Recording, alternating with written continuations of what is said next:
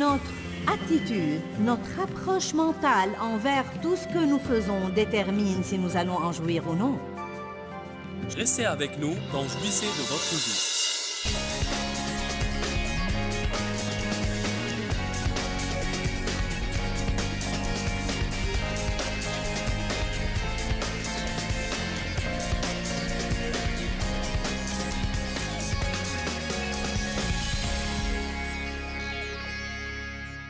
Je suis heureuse que vous vous soyez joints à nous. Aujourd'hui, je commence à enseigner une toute nouvelle série que j'ai intitulée « Chercheurs de la faveur des hommes ». Nous devons cesser de chercher la faveur des hommes et tâcher d'être agréables à Dieu. Je pense que c'est un problème majeur pour beaucoup de gens et je m'attends vraiment à ce que beaucoup soient délivrés et libérés pour qu'ils puissent être vraiment eux-mêmes. Les titres des sujets dans cette série sont « Vivre pour être agréable au Seigneur »,« Être confiant », 7 signes de celui qui cherche la faveur des hommes et une chose qui vous manque encore. Je crois vraiment que vous allez aimer cette série et je vous encourage à vous engager à regarder ce programme tous les jours, à recevoir cet enseignement et à laisser Dieu vous délivrer de tout ce qui vous porte à chercher la faveur des hommes. Que Dieu vous bénisse. Jouissez d'aujourd'hui. Si vous avez une relation avec quelqu'un qui exerce une pression sur vous, quoi que vous fassiez, il ne sera jamais satisfait.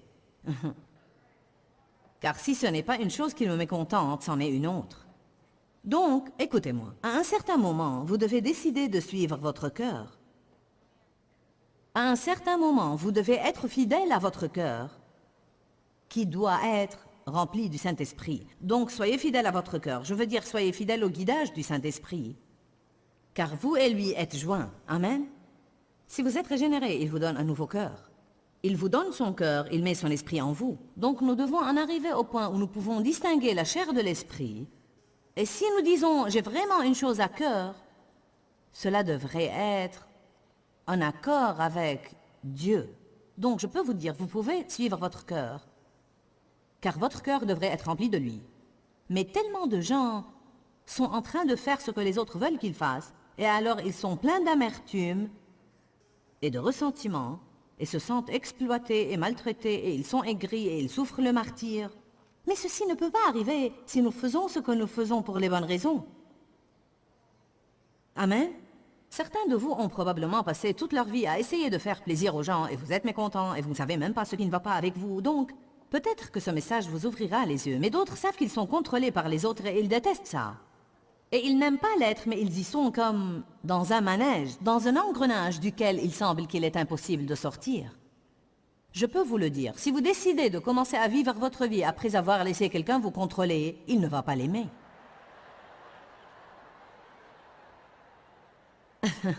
Donc vous allez avoir à vous préparer à tenir bon et à mécontenter certaines personnes pour un moment, mais peut-être qu'il est temps que quelqu'un d'autre soit mécontent à part vous.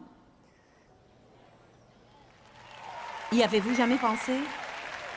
Nous nous occupons de tous les autres alors que nous sommes malheureux, donc il n'y a absolument pas de mal à décider de faire certaines choses pour soi. Cela ne veut pas dire que vous êtes égoïste et égocentrique. Nous enseignons contre l'égoïsme. Je fais mon petit robot, Dieu et moi alors, et nous ne sommes pas censés vivre en ne pensant qu'à nous-mêmes tout le temps. Mais vous devez penser à vous-même parfois, hein? Car si vous ne faites jamais rien pour vous-même, si vous ne suivez jamais les conseils de votre cœur pour certaines des choses que vous aimeriez faire, vous allez être rempli d'amertume, vous allez prendre une mauvaise attitude, vous allez vous écrire, et plus vous allez sur ce chemin, pire ça va devenir. Certaines personnes en arrivent même au point où ça devient leur moyen de s'apitoyer sur eux-mêmes. Je fais toujours tout pour les autres, personne ne fait rien pour moi. Alors voilà, vous pouvez voir où je veux en venir. Est-ce que je m'adresse au bon groupe? Est-ce que je dois prendre ce message à une autre ville ou est-il bon ici? Bien. Mais ce soir, comme je l'ai dit, je vais jeter les fondements et je vais parler de vivre pour être agréable au Seigneur. Vivre pour être agréable au Seigneur. Écoutez ce que je vais dire et j'espère que vous allez pouvoir le comprendre. Notre approche intérieure ou notre attitude, notre approche mentale envers tout ce que nous faisons détermine si nous allons en jouir ou non. Je peux venir ici et faire cette conférence comme un travail, et cela peut m'épuiser. Mais je peux venir ici, car je sais que je suis appelé à le faire, Et je peux venir ici et dire, je vais faire cette conférence pour toi, Seigneur. Et ça change complètement ma façon de prendre les choses. Car quand nous faisons quelque chose comme pour le Seigneur, il y a une joie. Quand nous le faisons par devoir et obligation, nous commençons à nous sentir manipulés et contrôlés. Il est vraiment étonnant combien notre approche de la vie... Qui comprend ce que je veux dire quand je dis ça? Bon, il y a une différence entre dire « je dois faire la vaisselle » et dire « je veux faire la vaisselle car je veux que ma maison soit propre et jolie ». D'une certaine approche, vous faites une chose car elle va vous donner ce que vous voulez. D'une autre, vous la faites car vous vous sentez forcé et obligé de la faire. Vraiment, c'est notre attitude envers toute chose qui va déterminer si nous allons en jouir ou la considérer comme un fardeau. Nous tombons tous dans le piège de prendre une mauvaise attitude envers les choses. Et chacun de nous a besoin d'écouter ce message. Tout ce que nous faisons, nous devons le faire pour être agréable au Seigneur. Nous devons vivre pour être agréable au Seigneur. Et nous devons trouver... En fait, Paul a même dit... Dans votre circonstance, trouvez ce qui est agréable à Dieu et faites ces choses qui lui sont agréables. Ça ne prend pas longtemps pour trouver ce qui est agréable à Dieu et ce qui ne l'est pas. Qui sait que Dieu a le moyen de vous faire savoir quand il n'est pas content de ce que vous faites? Amen. Quand je commence à prêcher, je ne mets pas très longtemps pour savoir si j'ai le bon message ou non et si je dis ce qu'il faut dire. Car il y a une onction et un flux s'il est bon. Et sinon, je ferais mieux de prendre une autre orientation car sinon ce sera le supplice toute la nuit. Vous apprenez très vite ce qui est agréable à Dieu. Si je commence à me dire de quelqu'un, je ne mets pas très longtemps avant d'avoir l'impression que quelqu'un me serre les entrailles à l'intérieur. Et je sais tout de suite, cette conversation ne plaît pas au Saint-Esprit, donc il vaudrait mieux que je ferme ma grande gueule. Allez, vous savez de quoi je parle. Nous ne sommes pas naïfs, même si vous n'avez qu'une expérience limitée, vous savez ce qui est agréable à Dieu et ce qui ne l'est pas. Ce que nous devrions faire, Dieu ne va pas nous forcer et nous faire faire ce qui est juste. Il ne veut pas des tas de petits robots. Ce qu'il va faire, c'est nous mener et nous guider par son Saint-Esprit. Il nous donne sa paix si les choses sont bonnes et la retire si elles ne le sont pas. Nous nous sentons à l'aise si les choses sont bonnes et mal à l'aise si elles ne le sont pas. Amen. Donc nous devons apprendre à vivre pour être agréables au Seigneur. Nous prenons parfois l'attitude que nous vivons pour que Dieu nous fasse plaisir. Nous devons réaliser que bien que Dieu veuille que nous soyons heureux et que nous soyons bénis et que nous ayons de belles choses, et que nos rêves soient réalisés ainsi que nos buts et désirs, il ne vit pourtant pas pour nous, nous vivons pour lui. Nous sommes là pour son plaisir, pour son honneur et pour sa gloire. Et c'est cette attitude que nous devons avoir envers la vie. Dieu ne doit rien à quiconque d'entre nous. Amen. Chacun de nous est déjà tellement béni que si nous n'avons jamais plus rien d'autre pour le restant de notre vie, nous avons déjà une belle vie. Donc nous devons abandonner cette mauvaise attitude de « Dieu me doit quelque chose » et commencer à vivre en faisant tout ce que nous faisons comme pour Dieu. Allez à Colossiens 3, verset 22. Serviteurs, obéissez en toutes choses à vos maîtres selon la chair, non seulement quand ils vous surveillent comme pour plaire aux hommes, mais avec la simplicité et le bon cœur de ceux qui craignent le Seigneur, en témoignage sincère de votre amour pour lui. C'est si bon et si pratique, car il dit en fait, « Hé, vous tous qui avez trouvé un travail, allez au travail et travaillez dur et donnez à votre patron une bonne journée de travail pour le bon salaire d'une journée.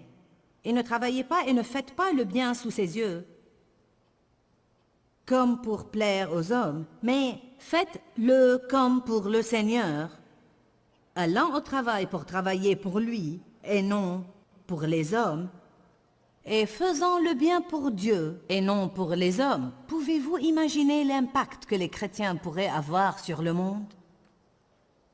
Ayons une révélation ce soir.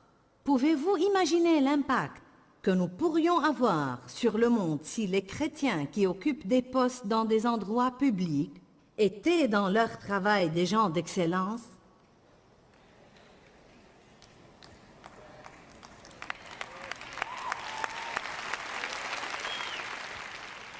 Si vous êtes au téléphone depuis 30 minutes pour une communication personnelle et vous savez que vous abusez du temps de la compagnie et qu'en fait vous volez. Appelons les choses par leur nom. Et le patron entre et vous raccrochez tout à coup ou vous faites semblant de parler travail.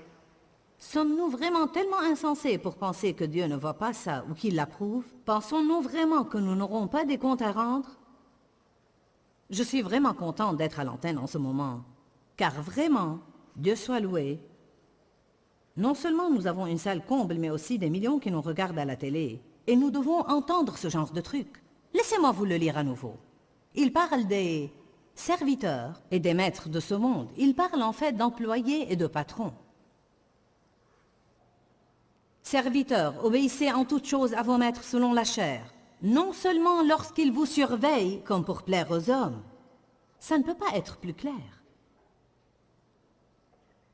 Cela doit provoquer une certaine conviction. Vous avez tous l'air trop innocents pour moi.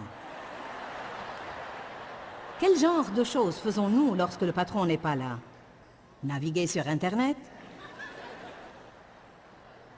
Eh bien, je vais continuer. Verset 22. Mais avec la simplicité et le bon cœur. Cela veut dire, faites de votre mieux. Si vous allez au travail, mettez-y votre cœur. Vous dites, je n'aime pas mon travail stupide. Eh bien, ça n'a aucune importance, franchement. Vous êtes payé pour le faire, alors vous devez vous y investir. Et si vous vous y investissez, vous l'aimeriez beaucoup plus que quand vous le faites sans conviction. Si jamais vous espérez trouver un autre travail, vous feriez mieux d'agir comme il faut là où vous êtes, car Dieu ne va pas vous en donner un autre si vous ne vous conduisez pas bien là où vous êtes. Amen. Et puis, si vous détestez tellement votre travail, il y a quelqu'un dans votre ville qui voudrait bien l'avoir.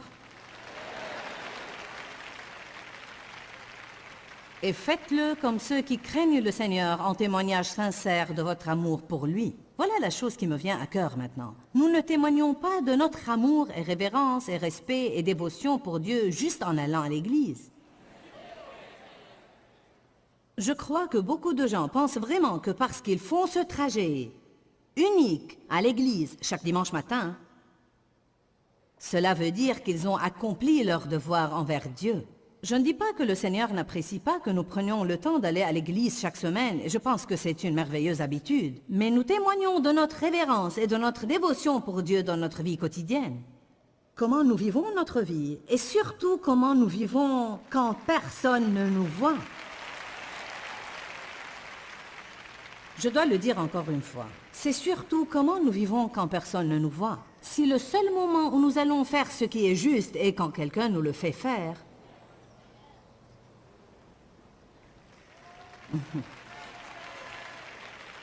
à ce moment-là, nous ne faisons pas ce qui est juste parce que c'est juste. Nous le faisons pour plaire aux hommes et pour être appréciés. Le verset 23 dit, « Quel que soit votre travail, quel que soit votre travail, que ce soit la lessive, la vidange du moteur, la tonte du gazon, quoi que ce soit, quel que soit votre travail, ce que vous aimez, ce que vous n'aimez pas, ce qui est facile, ce qui est difficile, ce qui est commode, ce qui est incommode. Alors, quel que soit votre travail, faites-le de bon cœur et avec une bonne attitude, comme pour le Seigneur et non pour les hommes. Sachant avec certitude que c'est du Seigneur et non des hommes que vous recevrez l'héritage qui est votre vraie récompense. Vous êtes en fait en train de servir le Seigneur Jésus-Christ. Depuis que j'ai étudié ce message, je pratique une chose qui a ajouté une nouvelle dimension de joie à ma vie et que j'aimerais partager avec vous. Et peut-être que vous allez vouloir la faire et peut-être non. Dans chaque chose que vous faites dans votre journée, dites « Seigneur, je fais ça pour toi.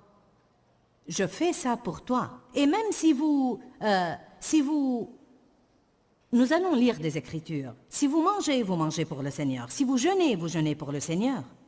Si vous observez une fête spirituelle, c'est pour le Seigneur. Si vous décidez que tous les jours se valent, vous le faites pour le Seigneur. Il dit en fait, faites tout ce que vous faites comme pour le Seigneur. C'est ce que Dieu veut pour nous. Il veut que nous vivions comme pour lui. Il veut que nous vivions comme pour lui et non pas pour plaire aux hommes toute la semaine puis courir à l'église le dimanche. Et si vous disiez, quand vous vous habillez le matin, si vous disiez, Seigneur, je veux m'habiller pour toi, je veux être agréable et je veux être chic pour toi. Si vous disiez, je veux m'arranger pour toi, je veux nettoyer ma maison pour toi, je veux faire tout ce que je fais avec excellence. Allez, est-ce que vous me comprenez? Avec cette attitude, je pense que beaucoup des choses que nous faisons pourraient nous donner une certaine joie au lieu d'être une corvée. Je dois faire ça, je dois faire ça, je dois faire ça. Maintenant, je dois faire ça, puis je dois faire ceci. Et si nous prenions une attitude différente en disant « Seigneur, je fais ça pour toi. Je vis pour t'être agréable. » Nous ne pouvons pas être agréables à Dieu si nous ne faisons pas tout avec une bonne attitude. Car la Bible dit dans Philippiens 2, « Faites toutes choses sans murmure, ni ronchonnement, ni critique, ni plainte. » Toutes choses. Faites toutes choses sans exception. Sans prendre une mauvaise attitude. Donc, toutes nos actions devraient être entreprises pour être agréables à Dieu, pas aux hommes. Allons à Romains 14.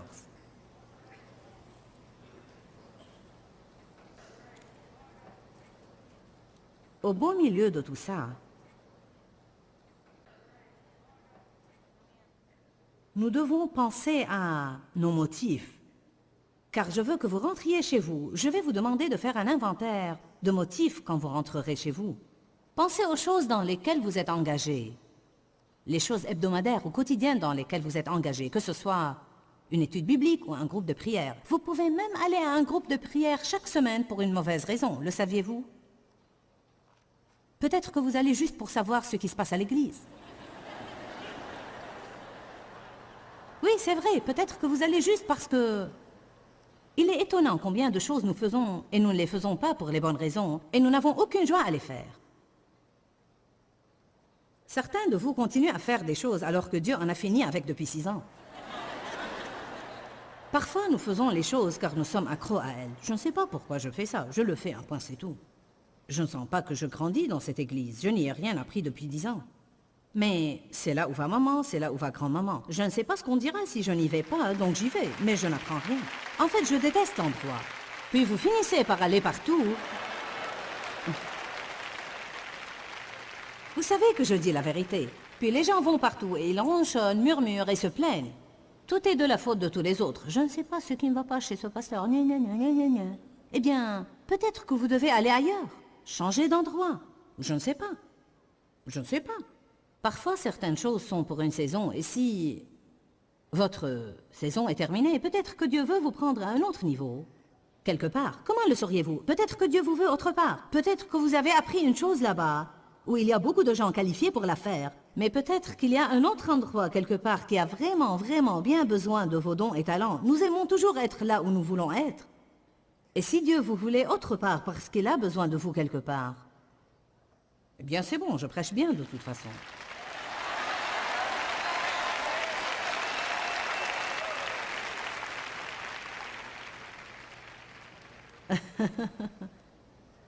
Romains 14, 5. Tel fait une distinction entre les jours, tel autre dit, non, ils se valent tous.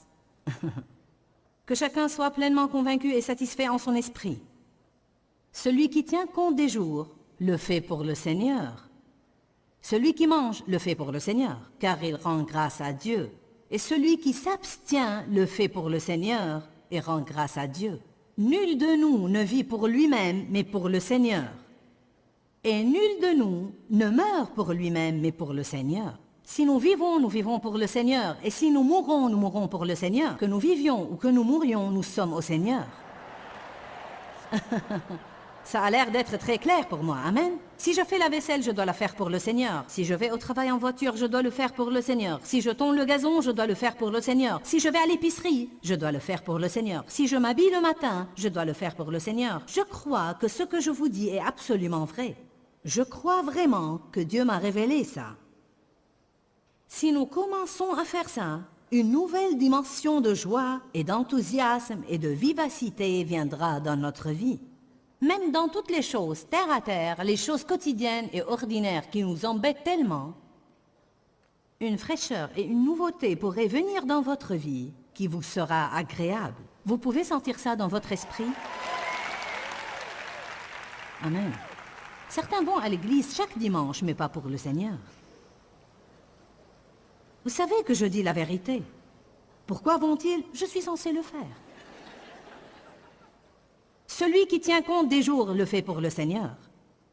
Celui qui mange, mange pour la gloire du Seigneur. Ça changera peut-être certaines choses, n'est-ce pas?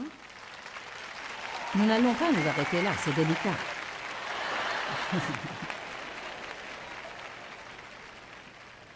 Oh, je t'honore Dieu en mangeant ce poison. Oh oh, car il rend grâce à Dieu, et celui qui s'abstient le fait pour le Seigneur et rend grâce à Dieu. Nul de nous, verset 7, nul de nous ne vit pour lui-même, mais pour le Seigneur, et nul de nous ne meurt pour lui-même, mais pour le Seigneur. Si nous vivons, nous vivons pour le Seigneur, et si nous mourons, nous mourons pour le Seigneur. Que nous vivions ou que nous mourions, nous sommes au Seigneur. Nous ferions aussi bien de le comprendre. J'appartiens à Dieu et je suis censé vivre pour lui et faire toutes choses pour son honneur et sa gloire. Et si je ne le fais pas pour son honneur et sa gloire, alors je crois qu'il vaut mieux ne pas le faire.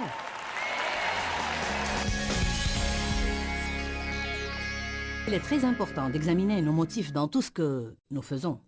Je dis toujours que notre motif est le pourquoi derrière le quoi. Dieu ne se soucie pas tellement de ce que nous faisons autant qu'il se soucie de pourquoi nous le faisons. Décidons de mettre nos espérances dans le Seigneur et non dans les hommes. Et à partir de là, vouloir seulement être agréable à Dieu et non aux hommes et faire toutes choses pour lui, avec une bonne attitude, voulant lui être agréable dans tout ce que nous faisons. Si Dieu est content, vous serez content car il vit à l'intérieur de vous. Nous savons que Dieu est content tout le temps, mais j'entends par là s'il est vraiment content de ce que nous faisons. À ce moment-là, nous sentirons ce plaisir à l'intérieur de nous et nous jouirons de notre vie beaucoup. Quand, Seigneur, quand? Dans ce livret, Joyce Meyer vous apprend à faire confiance au temps de Dieu. Pour obtenir ce livret gratuitement, écrivez-nous à Joyce Meyer, boîte postale 40095-6300 Larnaca, Chypre. Ou bien visitez notre site web www.joycemeyer.org/fr.